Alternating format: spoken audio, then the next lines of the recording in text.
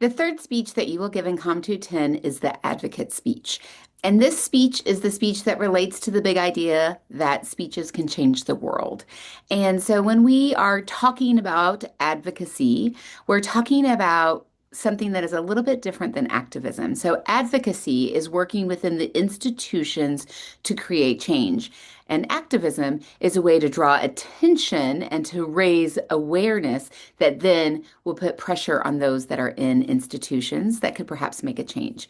And so, what this assignment is doing is it is trying to persuade your audience related to a specific claim of policy.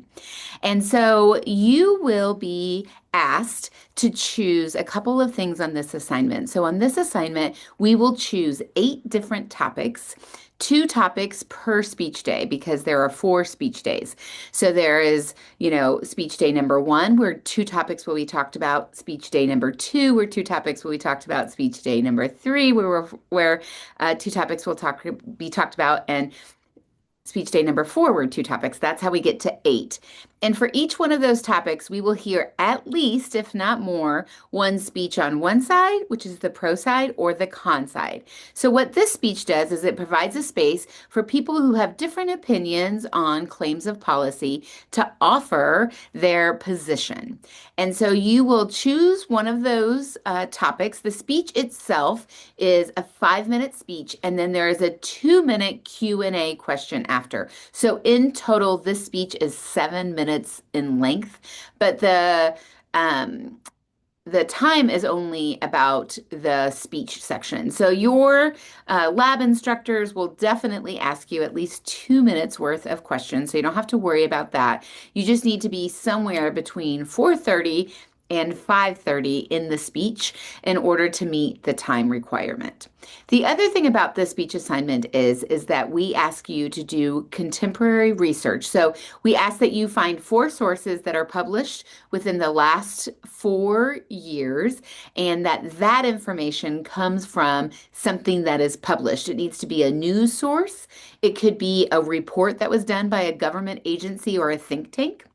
What we don't want is just generalized websites. So if it's a news website, that's fine. So journals, newspapers, magazines, as well as government websites that are a report, not just a website, but instead a report from a government agency or a think tank will also work, as well as research organizations. So we wouldn't want information from the ACLU's website, but we could use information from a report that was conducted by the ACLU on a specific date and was found on their website. But you would cite the report, not the website.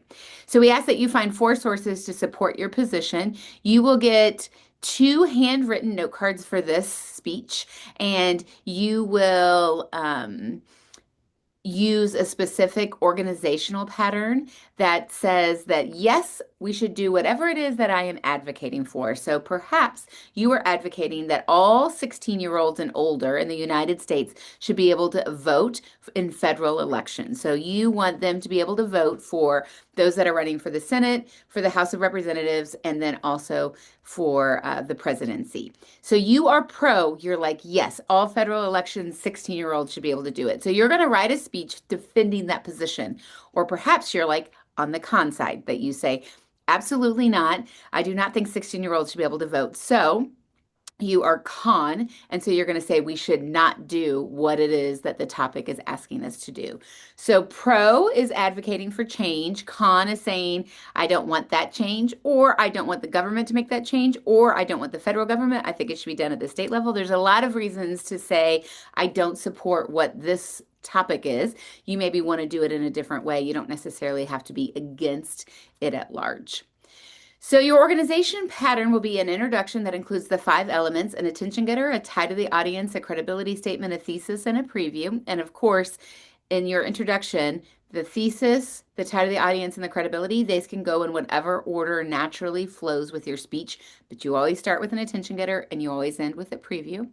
And then you're going to have three main points, three reasons why we should allow 16-year-olds to vote in federal elections, or three reasons why we should not allow 16-year-olds to vote in the national election. And so you are going to organize that by this process that's called the Toulmin model, where you're going to make a claim, you're going to have a piece of data to support it, and then you will use a warrant, which is your reasoning to explain how that evidence proves your point. That's where your analysis comes up. So if we were to look at an example outline format, this is the format that we're going to follow. So again, your introduction has those 5 elements. You would have a transition to the body. You would have reason number 1, then you would have a transition, reason number 2, then a transition, reason number 3, and then a transition and a conclusion. The subpoints of the body of your speech for reason number 1 is claim, what's your point? Data, what sort of support do you have? Data can come numerics as a numeric value, but it doesn't necessarily have to be that. You could have a statistic, you could have an example, you could have a piece of testimony, a quote. And then the third element that you do in each one of your main points is you explain it, and that is your warrant. So that's where your analysis goes. So you're going to come up with 3 reasons why we want 16-year-olds to vote, or perhaps 3 reasons why we do not want them to vote. That's going to be your speech. You have 5 minutes to develop your introduction, 3 arguments, and your conclusion for your audience. At the end of your speech, you will open up the floor and say to your audience, I'm ready for your questions. And then your classmates will ask you questions about what you just said in your speech. In lecture, we will do a whole lecture on advice on Q&A. So you will be graded for this assignment on your argumentation as well as how well you interact with the audience in the Q&A. Again, this speech is just like the other ones, that the note card requirement asks that you use actual note cards. And so if you need some note cards, or you have misplaced the note cards that your lab instructor gave you, go ahead and ask them for more. You can always come to the 3rd floor of the Letterman building and we will provide them for you. But your note cards are just your cue cards, so you're not going to want to write out long, complete sentences. But you will probably want to put the information that you're going to use in your oral citation so that you are accurate in telling us where your information came from. And again, in this class, we always want you to tell us where it was published, the Wall Street Journal, and when, July 15th, 2025. That will help your audience know a little bit about the information that you are sharing, and then would provide us with enough information that if we wanted to go and verify it, we would have enough information to do so. So for this assignment, you're going to turn in an outline, you're going to turn in a works cited page. And again, you have to have 4 sources, and that the speech is 5 minutes in length, and then you have a 2-minute Q&A. We will do peer evaluations of the speech just like we did for the other speeches. And you will want to think about when you want to speak, which of the 4 days alongside the topics, which topic interests you, and then also what side.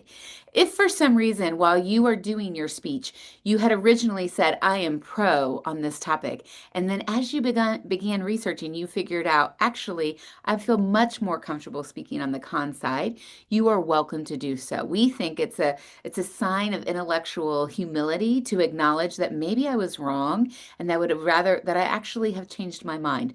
There's a lot of power in figuring out and admitting to yourself and to others that, like, oh, maybe what I thought was true as I dig in might not be true. And so I've actually changed my mind once I found out what the facts are.